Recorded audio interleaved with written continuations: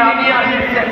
বড়ো শান্তি চুক্তি, আলফাৰ শান্তি চুক্তি, কাৰ্বি শান্তি চুক্তি, ডিমাচা শান্তি চুক্তি আৰু আদিবাসী শান্তি চুক্তিৰ জৰিয়তে আজি মাননীয় গৃহমন্ত্ৰী ডাঙৰীয়াৰ নেতৃত্বত আমাৰ ৰাজ্যখনলৈ এক শান্তিৰ নতুন দিগন্ত উভতি আহিছে।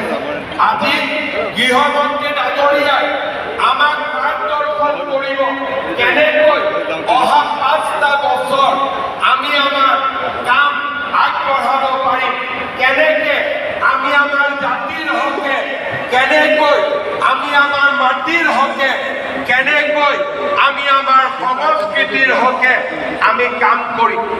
মই পোনপ্ৰথমে এটা সকলো পঞ্চায়ত প্ৰতিনিধিক অনুৰোধ কৰিম, আমাৰ পঞ্চায়তৰ নিৰ্বাচিত হোৱা মহিলা প্ৰতিনিধিসকলে এবাৰ থিয় হৈ নাৰী শক্তিৰ প্ৰদৰ্শন কৰক।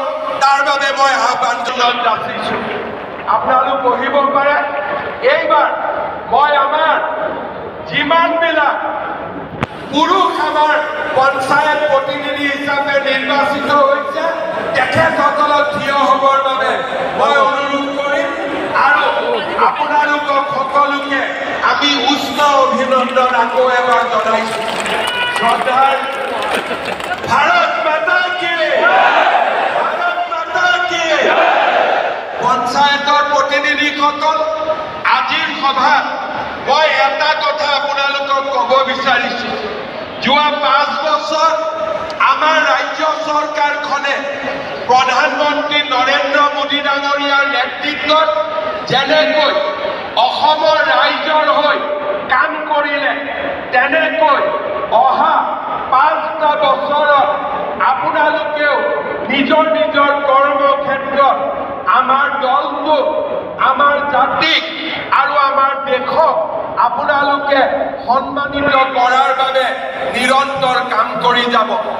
আজিৰ পঞ্চায়ত সন্মিলনত আগতে কেতিয়াও পঞ্চায়তৰ প্ৰতিনিধিসকলে নোপোৱা এটা নতুন আঁচনিৰ বিষয়েও মই ঘোষণা কৰিব খুজিছোঁ।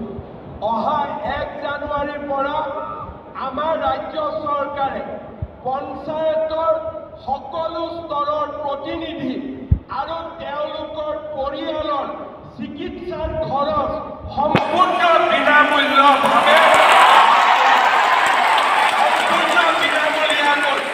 ৰাজ্য চৰকাৰৰ কৰ্মচাৰীয়ে যেনেকৈ সম্পূৰ্ণ